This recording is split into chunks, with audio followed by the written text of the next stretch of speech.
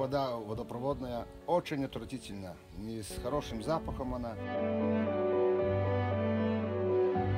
Проводили мы собрание с располкомовским, с ЖКХ, требовали, чтобы они что-то сделали с водой, чтобы была каким-то стандартам соответствовала. Но она по запаху очень отвратительная.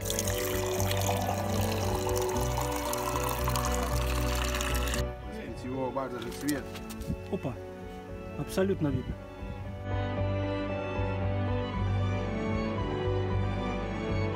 Пьют, некоторые там фильтра поставили, но это, як я сказал, временно, он забивается, потому что все трубы грязные, залоенные. Холодильник поставлю, на утро она вообще становится ржавая. Плохая вода, вонючая.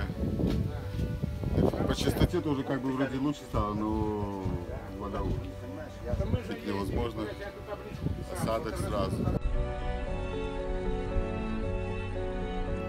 Берут канистры, ездят на ферму, на комплекс в Жишин, берут воду чистить.